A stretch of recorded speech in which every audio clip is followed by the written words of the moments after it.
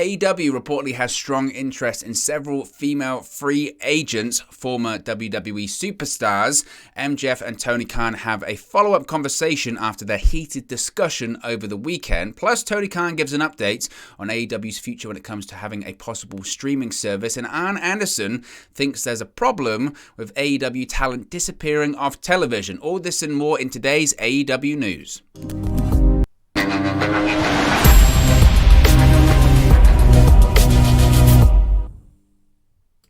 Hey guys, welcome back to Wrestling News 365. Hope everyone is doing very, very well. As always, there are plenty of news stories to get into in the world of All Elite Wrestling. So let's start off talking about these female free agents, former WWE superstars that AEW is reportedly interested in. You can see them on the screen right there, that being Toni Storm, Ember Moon, and Tegan Nox.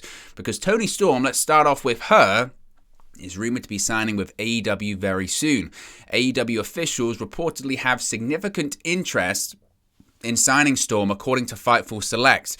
The interest is so strong that several talents outright expect Storm to join the company sooner rather than later.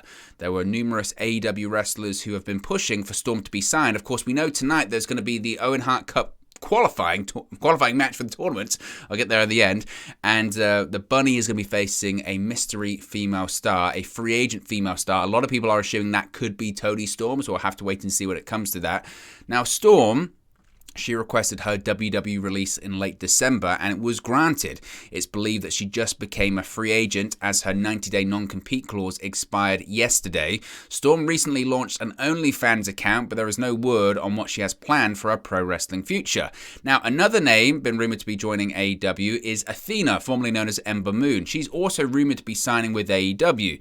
It was noted that there have been at least light talks on gauging interest between Athena and AEW. Those close to the situation note that there was a, quote, feeling out process between Athena and AEW going back to not long after she was released from her WWE contract on November 4. She became a free agent in early February when her 90-day non-compete clause expired also. Now, there's no word on if AEW will bring Athena in, but company sources do claim that there does not seem to be any sense of urgency to lock her down to a contract. Other promoters report that Athena is being very selective when it comes to her indie bookings. Now, Athena did return to the ring for a loss to current AEW Women's World Champion Thunder Rosa at Warrior Wrestling 19 on February 12. Rosa's Warrior Wrestling Women's title was also on the line that night. Athena then worked a triple threat with Sky Blue and Rosa with the title on the line at Warrior Wrestling 20 on March 12. She at least has 3 big indie matches coming up in the next few months against Mia Yim this Thursday at WrestleCon's Mark Hitchcock Memorial Super Show in Dallas, against Taya Valkyrie on April 15 for Prestige Wrestling in Portland, against Swerve Strickland in the main event of TWR's Swerve's House event on April 16 also. Now, Nixon Newell, formerly known as Tegan Nox, is another free agent that is a topic of discussion in women's wrestling. Newell was released from her WWE contract on November 18, and she became a free agent when her 90-day non-compete clause expired on Wednesday, February 16. Newell hasn't wrestled since her WWE release and has been out of the ring since mid-October. Regarding her pro wrestling future, it's a bit more complex here, though. As of a few weeks ago, she was keeping busy with trying to sort out visa issues, which have been an uphill battle for many wrestlers who suddenly find themselves as free agents and are not citizens of the United States. There's no word on if AEW, Ring of Honor, or Impact Wrestling have any interest in bringing her in. So let's take this bit by bit here. When it comes to, let's start off with Toni Storm, because she's the one that is expected to be signing with AEW very soon. I mean, she could be making her debut tonight on Dynamite. In fact, I kind of expect her to, honestly. We've seen this kind of pattern, honestly, a couple of times with AEW, is that it tends to be the day before a big arrival, a big signing. That name gets out, but not as a confirmation. That name gets out as AEW is interested. AEW is very interested in... I mean, even when Malachi Black made his debut, AEW is very interested in Malachi Black. That could happen. AEW is very interested in Keith Lee. That could happen. AEW is very interested in Swerve Strickland. When that news gets out, chances are they're going to be making their debut on the following show. The reason I think AEW do that, and I do think it's by design, the reason why AEW do that is because while suspense is one thing and keeping people guessing is one thing, it's another thing to have a fairly decent idea, because if you're a fan of Toni Storm, you'll tune in tonight. But if you're not sure, you'll tune in to find out anyway, or you'll tune in to find out if it is Toni Storm. So there's kind of a three-pronged approach there, I think. I think Toni Storm will probably go to AEW. The reason she left WWE is because she was just tired of the schedule. She did the NXT run for a while, and then I think this happens to quite a few people, and they don't really realize it. I think WWE tries to prep them. They used to, by putting them on the road for a couple of weeks to kind of let them know, okay, this is how it works in WWE, is that, look, it's 5 nights per week. It is no joke, and sometimes even longer. Depending on the loop, you might not even have time to go home. It's 5 nights per week. You are on for all of these live events, plus televisions, plus pay-per-views, plus media, plus everything above. And some people can do it and some people can't. And it's no slight against the people that can't do it. Frankly, in my opinion, that kind of method of touring and live events is somewhat outdated, I feel that, because nowadays in pro wrestling, the money is really generated and driven not through live events, but it's driven through television. That's where the money really is. That's why WWE, their stock price soared in 2018 when they signed those television rights deals and they started to do those Saudi shows, because again, it was just so much money they were getting paid for putting on those shows, for licensing their product to the USA Network, NBC Universal, to Fox as well. That's where the money is. That's why AEW has been able to make money and not do live events, is because, like Tony Khan says, it's through the television rights fees. And that's why AEW has all of these shows, some of which aren't even on television, they're on YouTube, because it's making content. If you're constantly making content, and if you have hours upon hours and upon hours of content to offer streaming services, and we'll touch on streaming services, but any other network as well, they will jump at it because every network is on. And with the competition between cable and network and now streaming, you constantly need content. And pro wrestling creates weekly content, multiple, shows per week content. And that's really where they make the money. And again, because of that, the live event business isn't as important, and maybe Toni Storm feels like, look, she made a ton of money. For that OnlyFans, she made like 10 grand in a day, let alone what she'll make in a month. So she doesn't need to be on the road 5 nights a week. She can do a couple of nights a week with AEW. With AEW, it's usually 1 night per week, sometimes 2 or 3. And I think she'll probably find that more manageable. So I tend to expect that Toni Storm is going to be the surprise mystery signing tonight for the Owen Hart Cup qualifying match. When it comes to Ember Moon, I also expect her to show up in AEW. I think the right thing to do with Ember Moon, and with her being reportedly, selective about her indie date, so she should. I think a couple of people, Johnny Gargano did a really good interview with Renee Paquette.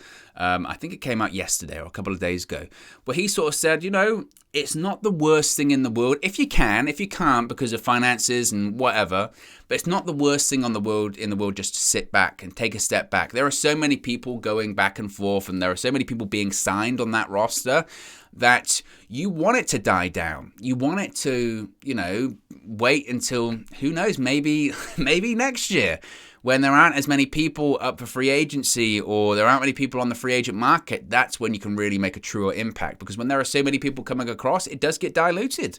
And maybe Ember Moon's right to sort of be a bit selective when it comes to that. When it comes to Tegan Nox, look, I was a fan of Tegan Nox. I think obviously there is an injury issue there you have to talk about. She's had terrible luck tearing the ACLs in both knees, and multiple times I think in one of them. So that obviously is a problem. Maybe, working a more lighter schedule might help with that. I don't know. All that I know is that we've seen this quite a few times with people when they've been released by WWE. Is the visa problem, the green card issues are an issue because there is such a backlog and there is such a delay. It takes longer now than it did prior to the pandemic. And she'll probably be tied up with that for a while. So I wouldn't expect to see Tegan Nox over in the United States. We might see her compete in shows over here in Europe, though. So keep an eye out for that. And keep an eye, of course, out for Toni Storm tonight on Dynamite. I want to follow up when it comes to Tony Khan and MJF. There was a big story over the course of the last few days about this heated discussion between the two over the weekend. MJF reportedly did have a follow-up conversation with AEW President Tony Khan on Monday. As noted previously, Khan and MJF reportedly had a heated discussion this past weekend over MJF's interview with Ariel Helwani. Now, reportedly, Khan was frustrated because MJF didn't clear the interview with the AEW PR department. He just did the interview.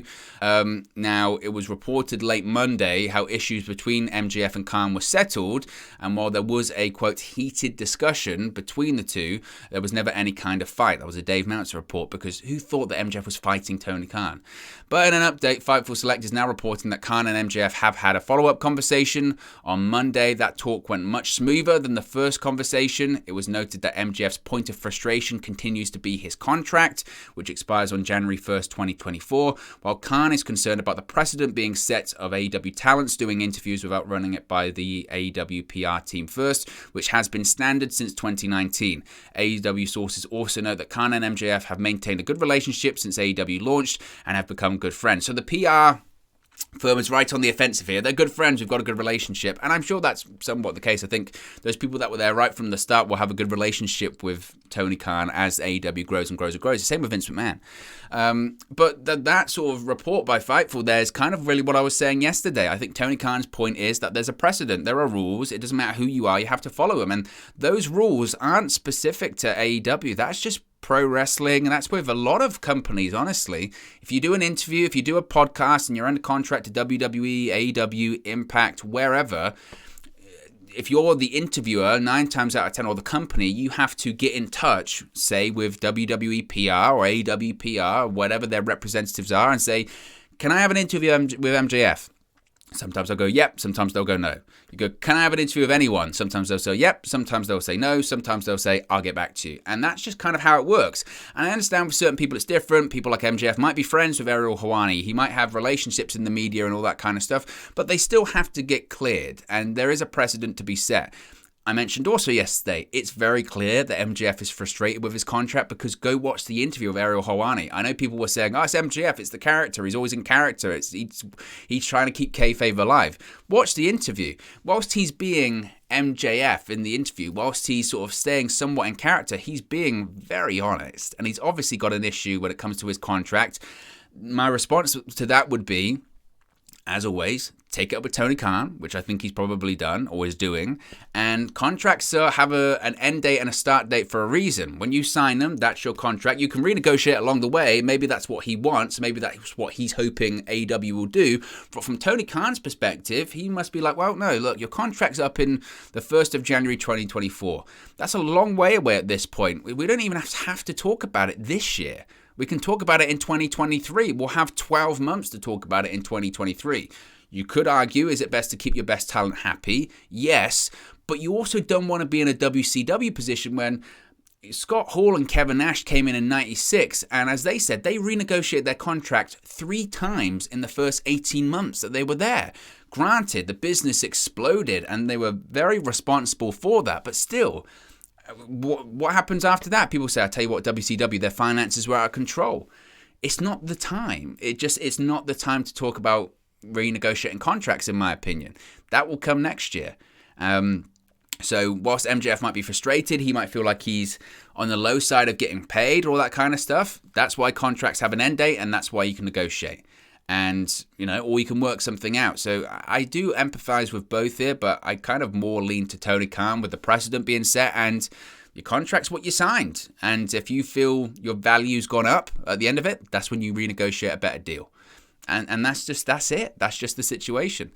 We have an update when it comes to the AEW possible having a streaming service rather in the future. In an interview with Strong Style Live, AEW and Ring of Honor owner Tony Khan was asked about now owning Ring of Honor's video library, which includes All In, the event that many see as the precursor to AEW. He said he's thrilled to own the event, both for the fans, for the Young Bucks, and also Cody Rhodes. Khan also noted his small role in the show. He said, quotes, I'm really happy for the fans, really happy for Matt and Nick. That's their show and Cody's. The 3 of them, along with Kenny and a number of other people, put that show on. And I was not really involved. I'm very happy that it's a part of our library now because it's something they put together before there was an AEW, before I came in. So I think it's tremendous. That's part of our library now, and I'm just thrilled for those guys because I know how much it means to them personally and to all the fans that were there. And it was a great event. I was there, and it really was great as a spectator. The only thing I was doing, the only thing I had any involvement in was Chris Jericho. The only way he was able to be there, he had a concert that night and he had to get a private flight out. I think it was to Kansas City, so he had to use my plane. And I had been talking to Chris about AEW and starting AEW, and also I knew my first pay-per-view. I was locked in that the main event was going to be at Double or Nothing, Kenny Omega versus Chris Jericho, a rematch of Wrestle Kingdom at the Tokyo Dome. And so that helped the match. I mean, the idea of Jericho doing the run-in on Kenny to set up, the rematch in many ways, that's what I wanted to do. So I was all in for that. So that's great. It's a great show, and I'm excited that it can now be part of our library that we can all share. Now, the only question now is, following on from that, of course, is when and where fans will get to see Ring of Honor's video library on a potential streaming service, and also, I guess, AEW content as well. Now, Tony Khan doesn't have an update on that just yet, but he is confident the situation will be resolved sooner than later. He said, quote, "I don't have an update on where that content will live exactly yet, but I know that eventually we'll get it figured out. We're talking to Warner Media all the time, and these are very complex and important conversations to have, but I think everybody's aligned and wants to do the same thing, which is make the fans happy and give the fans access to the great wrestling they want to watch." I would assume that the complex nature of it isn't where it will live. It will live on HBO Max because that's Warner Media streaming service. I would assume the complex nature is how much goes on there, and how much is it going to cost to put it on there, because AEW will certainly be looking at WWE's Peacock deal as a precedent. Is it going to be worth $1 billion over 5 years? Probably not. WWE has way more content than AEW. That's just how it is. WWE has content that goes back to, I don't know what the earliest thing is on the WWE network, but I want to say it's like definitely the 70s, maybe even before that. There is early stuff on that. There is, thousands upon, maybe hundreds of thousands of hours of content on there. That's why it's worth $1 billion. Because it's prime real estate, right? It's WWE, it's WCW, it's ECW, plus documentaries, plus everything under the sun. Basically anything ever that WWE has produced is on Peacock or on the WWE network. That's why it's so much content. It's incredible. And obviously AEW is nowhere near that when it just comes to sheer volume. So it's not going to be worth $1 billion, but there's going to be a significant amount of content. They've got thousands of hours when it comes to, Dynamite, Dark Elevation, Rampage. They've also got, as he mentions now, their pay-per-views. They've also got All In, and they've got Ring of Honor's tape library, which is extensive. It goes back all the way to 2002. That's 20 years of footage, plus television, plus events, plus, I'm assuming, interviews, plus all of that kind of stuff is significant. That's why they do all these shows, to create this just hours upon hours upon hours of content that they can then sell to people. So I think that would probably be the complex nature of it, is how much, when does it go on there? What's the process look like to get it over there, to migrating, to clean it up, to go through it? Of course, that was the issue with when it came to Peacock, right? They had to basically go through everything that was going on there to go through with a fine-tooth comb to ensure that it was right and it was correct for the eyes of 2022 or 2021 at the time. So I expect it to happen at some point. I just think it's going to be a really long process. But when it does, AEW is going to be paid a pretty penny for it, because streaming companies, they're willing to pay rather good money for content, because that's the premium at the moment, is content. They just need content. Finally, Arn Anderson has been talking about an issue he believes in AEW, that is talent disappearing from AEW television. Speaking on his podcast, Anderson admitted he believes that talent disappearing is a problem in All Elite Wrestling, using his son Brock as an example. He said, quote, "I agree 100%, my son being one of those. If you remember correctly, his debut match was being partnered with Cody. He had a really good match with QT and one of the other kids, but it's been so far back, nobody remembers it. He had his 3 or 4 weeks," Anderson began. Now, to his defense, because people get sick of me singing Tony Khan's praises, but his intention is, because he's now assembled quite a hell of a talent roster to try and get everybody exposed. If you get 1 week or 2 weeks and then you move on, I get exactly what you're saying. In order to get a person over, you have to have about 8 to 10 or 12 straight weeks of good TV. Now I'm invested in this guy. Tony knows what he wants out of the shows. We support him 100%. I do agree that talent doesn't get exposed. Dante Martin is a very special kid. He's got springs like nobody else in the business. Just a short time back, he had 2 or 3 or 4 really good weeks, and then now he's disappeared down to dark. It's a dilemma we have. We will figure it out. And I think that's where Ring of Honor comes into it, honestly. I think that's where Rampage being a 2-hour show live, maybe on a Saturday between 8 and 10 would help that as well. Because any other real estate that isn't Dynamite is not Prime. That's the problem. I think that they'd hoped Rampage would help with that, but it's not Prime real estate. It doesn't feel like it anyway. And if you're on Dark and Dark Elevation, they've got the people that watch that every week, but myself, I don't have the time. I don't have the time, and there's no reason for me to watch it most weeks unless something big happens. So that's the issue there. I think Ring of Honor will help that. As I mentioned before, Brock Anderson going to Ring of Honor for 12 months, that's perfect. Get yourself over, come back. It's like having a new start. And I think that'll be the future of Ring of Honor. I really do.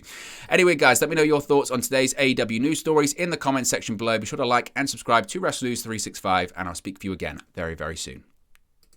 Hey guys, thank you for watching, listening, streaming, or however you come across this video today. Be sure to click on the video on the right there to watch our next video, or click the bottom there to subscribe, or the bottom right hand corner. Thank you very much, and I'll speak to you again very soon.